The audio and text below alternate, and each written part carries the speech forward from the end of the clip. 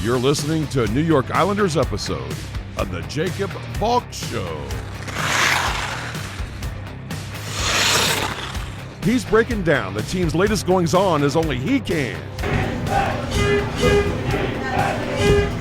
Follow him on Twitter at RealJacobValk. Here he is, Jacob Valk.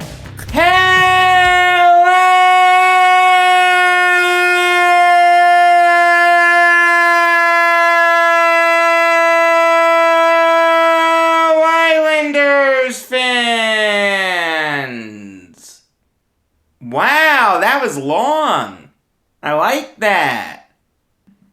Welcome to my first New York Islanders show of the 2021-22 season here on the Jacob Valk Show. I am the Jacob Valk, except no imitation. It's too early to panic about the Islanders. We're 2 games into an 82-game season. There's a lot of hockey left to be played, but what we've seen from this team so far hasn't exactly given Islanders fans a lot of reasons to be optimistic. I mean, this is a team that was expected to make a lot of noise this year. I picked them to win the Stanley Cup. If you didn't, that's fine. But there's no way that you could look at this Islanders team and say they weren't a playoff team. They don't look like a playoff team right now. I mean, I can't look at these 2 games against the Hurricanes and Panthers and be optimistic. I can't look past it as rust. I can't look past it as they're just taking a while to find their footing. Every team is dealing with that. You want to tell me the long road trip has something to do with it? The Islanders are only 2 games into the 13-game road trip. If they were halfway through it, okay, I can make that argument. But 2 games, one in North Carolina and one in Florida, not even in different time zones? No, that's inexcusable. It's one thing if you're going to lose, but you've got to lose competitively. The Islanders look dead to the world in these 2 games. The Islanders looked inept basically all throughout the Hurricanes game. And all through the Panthers game, the same thing. These are terrible losses. And for a team with Stanley Cup aspirations to start your season this way is something that I can't just write off. I mean, look, the Islanders have some bad teams coming up. Tomorrow they play the Blackhawks. On Thursday they play the Blue Jackets. And on Saturday they play the Coyotes. Those are 3 bad teams. I understand that the Blue Jackets have gotten off to a good start, but they're just not a good team, okay? I don't know what else to tell you. The Islanders realistically should get like 5 out of those 6 points. I guess I'll settle for 4, but I'd like 5.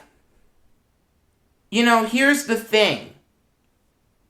And I've said this.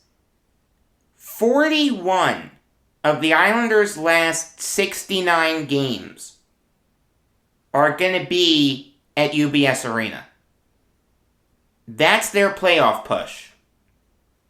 They need to dominate in the last 69 games of the season if they want to make the playoffs. But that doesn't mean that you can look past this 13-game road trip. You can't go 0-13. You want to tell me it's okay if they finish with a losing record? Like 6-7, 5-7-1, 5-6-2, something like that? It'd be hard for me to slam my fist on the table and say they're a bad team if they did that. But I feel like the expectations around the Islanders just need to be higher. I have Stanley Cup aspirations this year.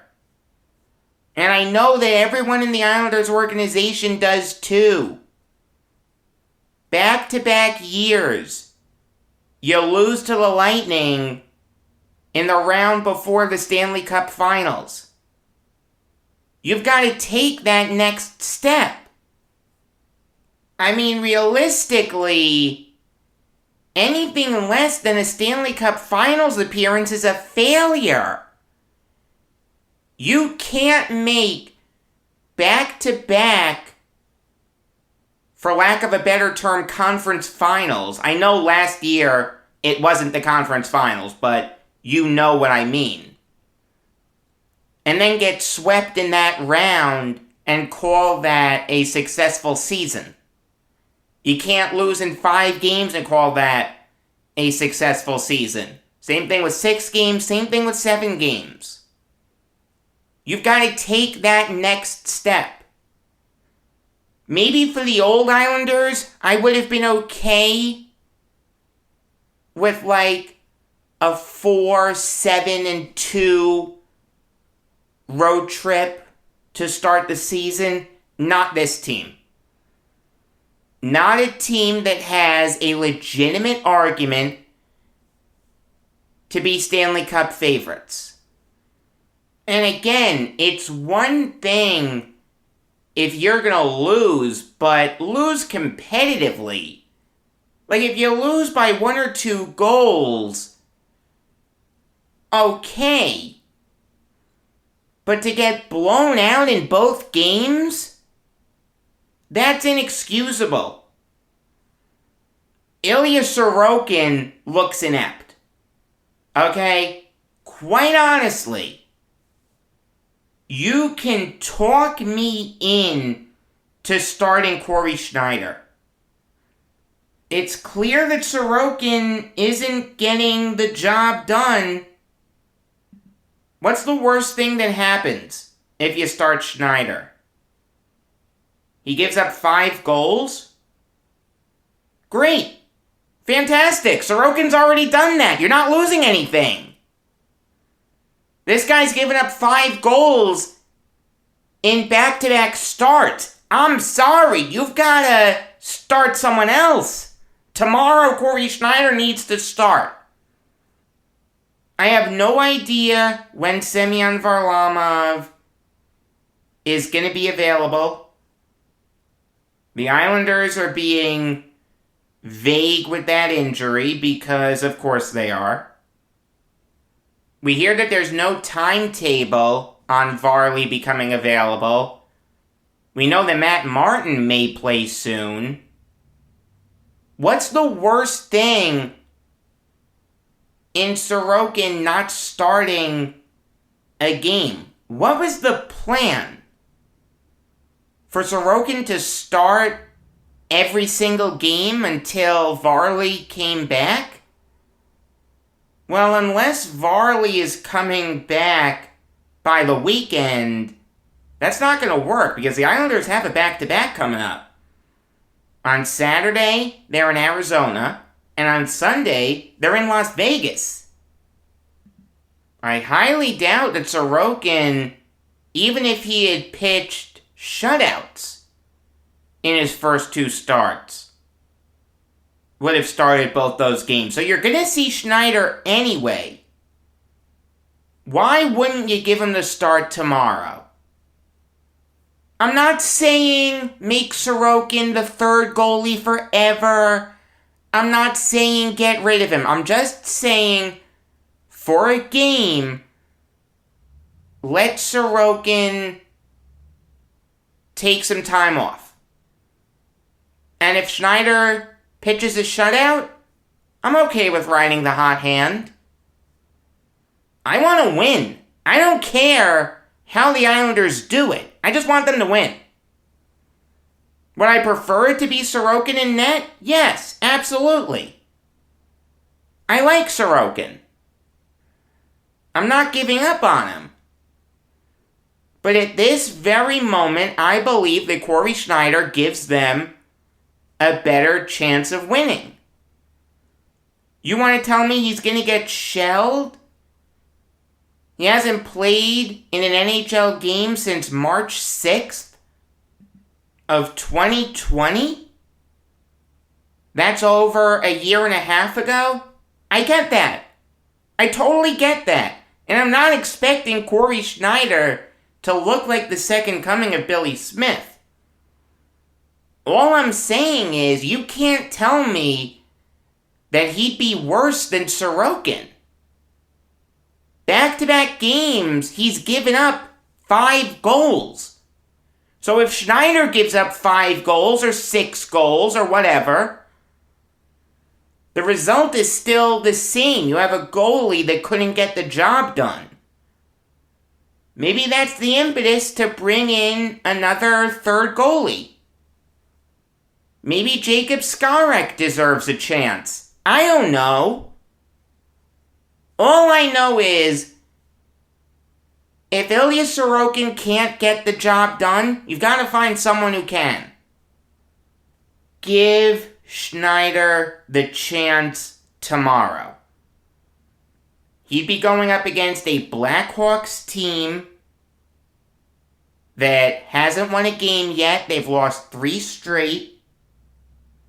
They've given up at least 4 goals in all their games.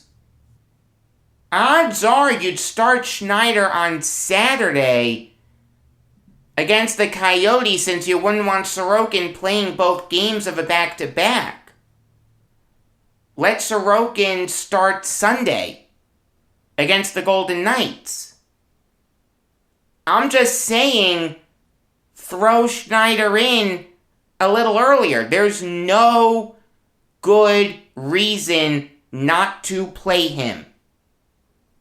In any other world where the starting goalie gave up 5 goals in back-to-back games, you'd start the backup.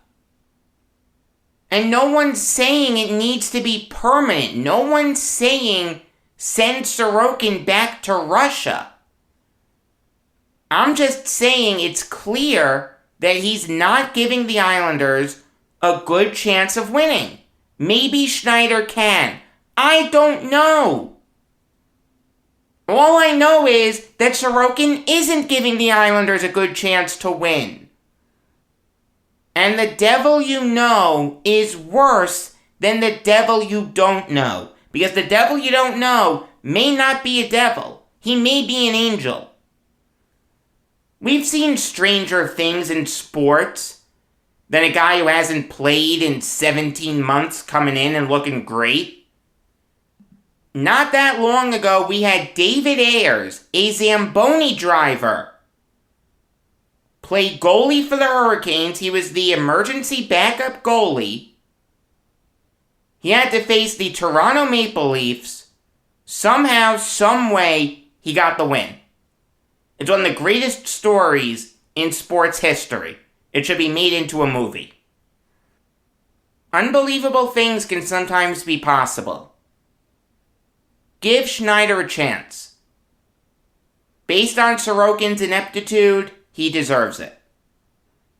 You'll get a regular episode of the Jacob Valk Show this afternoon. Tonight you'll get my NBA preview, where I'm going to go conference by conference, team by team, telling you where I think each team is going to finish. I'll give you my NBA Finals pick. It's going to be a lot of fun. A week from today, October 25th, that night, you're going to get a Brooklyn Nets show. The week after that, you're going to get a New York Islanders show. The week after that, you're going to get a Brooklyn Nets show. The majority of the time, you can expect the team-specific shows to be at night. If they're going to be in the morning, I'll tell you. Until next time, I'm Jacob Valk, and always remember, if you disagree with me, you're wrong.